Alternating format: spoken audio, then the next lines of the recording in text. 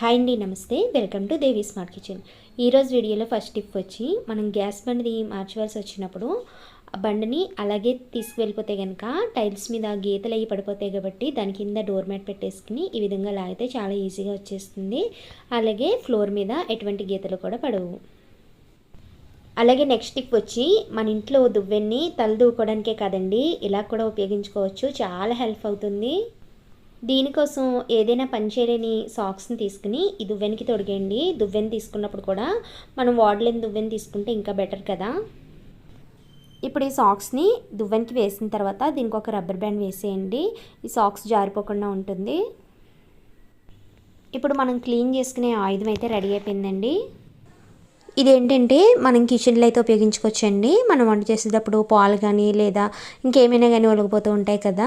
మనం వైపర్ ఉంటే కనుక వైపర్తో దీన్ని తుడిచేస్తూ ఉంటాము. అది లేకపోతే కనుక మనం దీన్నే వైపర్లో వాడుకోవచ్చు అన్నమాట.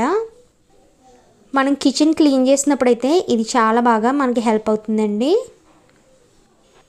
ఒక స్మాల్ సైజ్ వైపర్ లాగే పనిచేస్తుంది. అలాగే కిచెన్లో కౌంటర్ టాప్ అయినా మనం ఎంత క్లీన్ చేసినా సరే ఇలా కార్నర్స్లో అయితే మురుకుండిపోతుందండి. చూసారు కదా, మీరే కనిపిస్తుంది. మనం ఈ దువ్వెన్ని వాటర్లో తడుపుకుని ఇలా క్లీన్ చేసుకుంటే కనుక చాలా బాగా క్లీన్ అయిపోతుంది. ఎందుకంటే దువ్వెని కూడా మనకి స్ట్రాంగ్గా ఉంటుంది కాబట్టి దానికి ఉన్న మురికంతా కూడా చాలా ఈజీగా వచ్చేస్తుంది. అలాగే కిచెన్లో టైల్స్ మీద ఇలా మూలలను కూడా మురికైతే ఉండిపోతుందండి. మనం ఎంత మాఫ్ పెట్టుకున్నా సరే ఇలా మూలలు అయితే మురికి ఉండిపోతుంది. ఇలా దువ్వెనతో క్లీన్ చేసుకుంటే కనుక ఇది కూడా చాలా ఈజీగా అయితే వచ్చేస్తుంది. అలాగే నెక్స్ట్ టిప్ వచ్చి, ఫ్రిడ్జ్కి ఇలా మిడిల్లో రబ్బర్ ఉంటుంది కదండి, దీని మధ్యలో కూడా మనకి మురికి అనేది పట్టేస్తూ ఉంటుంది. దాన్ని క్లీన్ చేసుకోవడానికి మామూలుగా అయితే కొంచెం ఇబ్బంది పడుతూ ఉంటాము. అలా కాకుండా ఇలా దువ్వెనతో క్లీన్ చేసుకుంటే కనుక దీనికి ఉన్న మురికి కూడా చాలా ఈజీగా వచ్చేస్తుంది. ఇలా దువ్వెనికి సాక్స్ తొడిగి మనం కిచెన్లోనే కాదండి, ఇలా ఫ్రిడ్జ్ని కూడా చాలా నీట్గా అయితే క్లీన్ చేసేసుకోవచ్చు. ఇలా ఒకసారి క్లీన్ చేసుకున్న తర్వాత ఒక పొడికిలా తీసుకుని తుడిచేసుకుంటే కనుక సరిపోతుంది. అలాగే నెక్స్ట్ టిప్ వచ్చి, అల్లం పేస్ట్ చేసుకోవడం కోసం, అల్లం మీద ఉండే తొక్క తీయడం కోసం మనం చాక్ను ఉపయోగించి చాక్తో తీస్తాం కదండి. అలా చేయడం వల్ల ఏంటంటే అల్లం మనకి ఎక్కువగా వేస్ట్ అయిపోతుంది.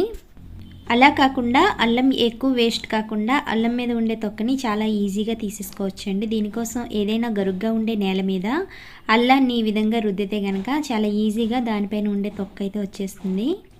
వీడియోలో చూస్తున్నారు కదండి, అల్లం మీద ఉండే పై పొర మాత్రమే వస్తుంది. ఇలా చేయడం కూడా మనకి చాలా ఈజీ ప్రాసెస్. ఇలా రుద్దిన తర్వాత ఇప్పుడు నేను దీన్ని వాష్ చేసి చూపిస్తాను. చూడండి, చూసారు కదండి ఎంత నీట్గా వచ్చేసిందో.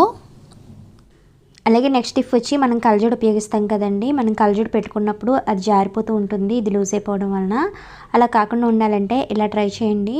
అలాగే పిల్లలు కూడా గేమ్స్ అయ్యి ఆడినప్పుడు వాళ్ళు చూసుకోరు కదండి, అటువంటప్పుడు ఈ కళ్ళజోడు జారి కింద పడిపోయి పగిలిపోతూ ఉంటుంది. అలా కాకుండా ఉండాలంటే ఈ టిప్ ట్రై చేయండి. మన ఇంట్లో ఉన్న రబ్బర్ బ్యాండ్స్ తీసుకుని ఇలా కళ్ళజోడికి రెండు వైపులా కూడా ఈ విధంగా పెట్టేసుకుని కళ్ళజోడు యూస్ చేసుకుంటే కనుక మనకి ఈ టిప్ అయితే చాలా బాగా వర్కౌట్ అవుతుంది.